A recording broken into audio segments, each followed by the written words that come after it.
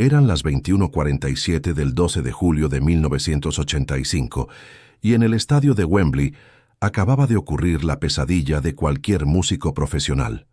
Un apagón total del sistema de sonido que dejó a Queen completamente en silencio frente a 72.000 personas expectantes. Pero lo que sucedió en los siguientes 5 minutos cambiaría para siempre la definición de lo que una voz humana puede lograr sin ayuda tecnológica.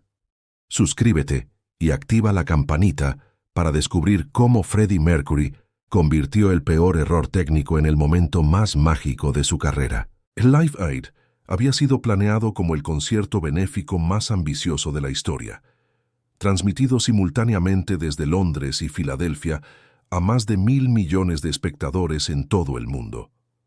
Queen tenía asignados exactamente 20 minutos para su actuación, un tiempo que habían ensayado meticulosamente durante semanas. Cada segundo estaba cronometrado, cada transición musical había sido perfeccionada, cada movimiento escénico había sido calculado para maximizar el impacto en esa audiencia global masiva. Pero la tecnología, esa aliada indispensable del rock moderno, había decidido fallar en el peor momento posible. Los amplificadores principales se habían sobrecalentado debido a la demanda extrema del día. Los sistemas de monitoreo habían colapsado por la sobrecarga eléctrica, y los técnicos corrían desesperadamente entre cables y equipos tratando de restaurar el sonido. En el escenario, Brian May sostenía su guitarra en silencio. Roger Taylor miraba su batería inútil, y John Deacon verificaba conexiones que no respondían. El silencio en Wembley era ensordecedor. 72.000 personas que habían estado coreando y saltando segundos antes ahora observaban en confusión creciente. Los organizadores del evento entraron en pánico, sabiendo que cada minuto perdido era tiempo de transmisión global desperdiciado, dinero benéfico no recaudado y credibilidad del evento erosionada. Los técnicos estimaban que necesitarían al menos 15 minutos para restaurar el sistema completo, tiempo que Queen simplemente no tenía. Freddie Mercury, parado en el centro del escenario con su micrófono muerto en la mano, observó el mar de rostros expectantes que se extendía hasta los límites del estadio. En ese momento, tuvo una revelación que definiría no solo esa noche, sino su legado como performer. No necesitaba amplificadores, no necesitaba efectos, no necesitaba nada más que la herramienta con la que había nacido, su voz extraordinaria y su conexión magnética con las multitudes. Sin previo aviso, sin consultar con la banda o los organizadores, Freddie se acercó al borde del escenario y comenzó a cantar completamente a capela. Su voz, proyectada únicamente por la potencia natural de sus pulmones y la acústica del estadio, cortó el silencio como una espada de terciopelo. Las primeras notas de Love of My Life emergieron cristalinas y poderosas, alcanzando cada rincón del Wembley sin ayuda electrónica alguna. La reacción del público fue instantánea y visceral. Un silencio reverencial se apoderó del estadio mientras 72.000 personas contenían la respiración, temiendo que cualquier ruido pudiera interferir con el milagro acústico que estaban presenciando. La voz de Freddie, liberada de cualquier procesamiento electrónico, revelaba matices y texturas que los amplificadores habían estado ocultando durante años. Era cruda, pura, completamente humana y paradójicamente más poderosa que nunca. Los ingenieros de sonido de la BBC, responsables de la transmisión global, se miraron con expresiones de incredulidad mientras sus medidores registraban algo aparentemente imposible. La voz natural de Freddie estaba alcanzando niveles de decibeles que rivalizaban con sistemas de amplificación profesionales. Sus micrófonos de ambiente, diseñados para captar el sonido del público, ahora recogían cada nota, cada vibrato, cada respiración del cantante con una claridad que desafiaba las leyes de la acústica. En los estudios de televisión de todo el mundo, los técnicos ajustaban frenéticamente sus equipos, pensando que había un error en la transmisión. ¿Cómo era posible que una voz humana sin amplificación estuviera llegando tan claramente a través de sus sistemas?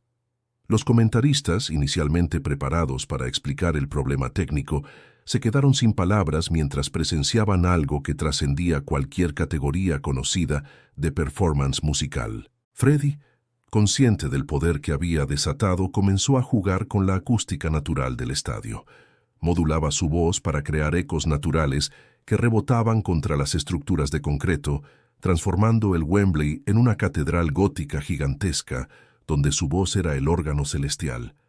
Cada frase musical se convertía en una conversación entre el cantante y la arquitectura del venue, creando armonías que ningún ingeniero habría podido diseñar. El público, inicialmente sorprendido por el silencio de los instrumentos, comenzó a entender que estaba presenciando algo históricamente único.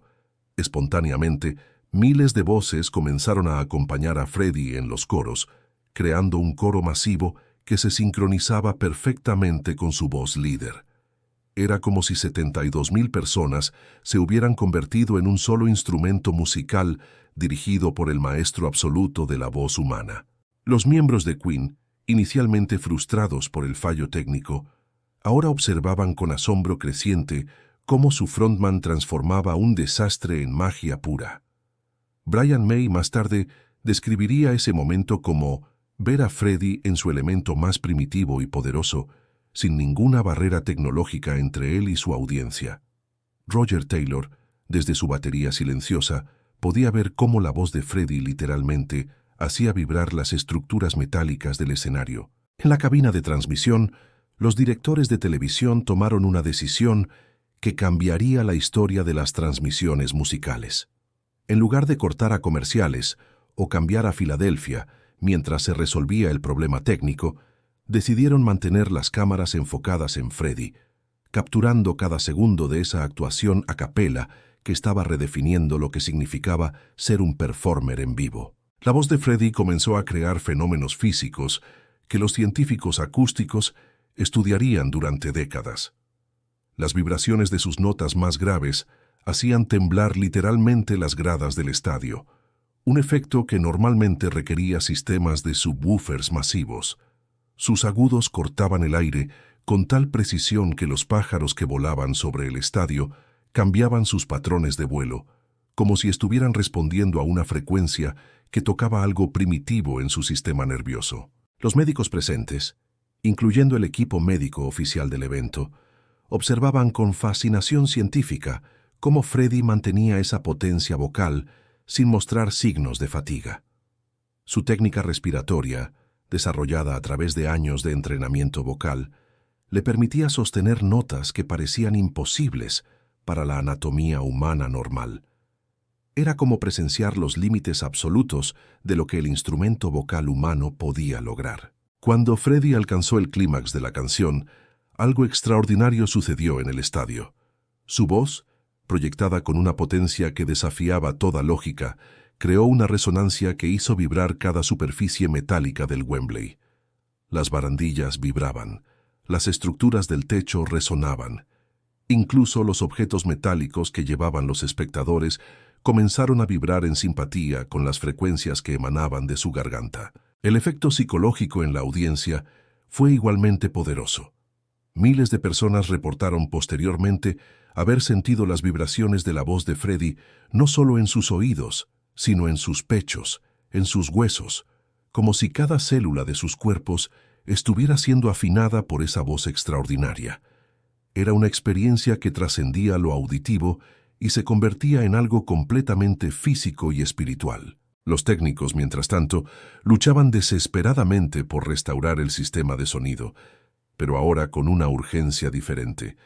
No era solo por cumplir con el cronograma del evento, sino porque se habían dado cuenta de que estaban perdiendo la oportunidad de amplificar y preservar adecuadamente lo que podría ser la actuación vocal más extraordinaria jamás registrada. Cada segundo que pasaba era historia musical que se desvanecía en el aire. Cuando finalmente lograron restaurar parcialmente el sistema de amplificación, algo mágico ocurrió. En lugar de opacar la voz natural de Freddie, los amplificadores parecían amplificar no solo el volumen, sino la emoción pura que había estado fluyendo durante esos minutos a capela. Era como si la tecnología hubiera aprendido a respetar y servir a esa voz extraordinaria en lugar de dominarla. Freddie, sintiendo que los sistemas volvían a la vida, no perdió ni un segundo en la transición. Con una sonrisa que podía verse desde las gradas más altas, señaló a sus compañeros de banda y lanzó los primeros acordes de Radio Gaga, pero ahora con una energía que había sido magnificada por esos minutos de conexión pura con su audiencia. La banda se unió con una sincronización perfecta, como si hubieran estado esperando toda su carrera para ese momento. El resto de la actuación de Queen esa noche adquirió una dimensión casi sobrenatural. La audiencia, habiendo presenciado la demostración de poder vocal puro, ahora respondía a cada canción con una intensidad que superaba todo lo que habían experimentado antes. Era como si esos minutos a capela hubieran establecido un nuevo nivel de conexión entre artista y audiencia que elevaba cada nota subsiguiente. Los críticos musicales que estaban presentes lucharon durante días para encontrar palabras que describieran lo que habían presenciado. Las reseñas hablaban de fenómenos acústicos imposibles, demostraciones de poder vocal que desafiaban la ciencia y momentos de trascendencia musical que redefinían lo que significaba ser humano. Pero todas las palabras parecían inadecuadas para capturar la realidad de lo que había ocurrido. En los días siguientes, universidades de música de todo el mundo comenzaron a analizar las grabaciones de esos minutos a capela. Los estudios revelaron que Freddie había alcanzado frecuencias y sostenido potencias que estaban en el límite absoluto de lo que la voz humana puede producir. Algunos científicos sugirieron que había logrado crear resonancias que utilizaban su cuerpo entero como una caja de resonancia, convirtiendo su anatomía en un instrumento musical perfecto.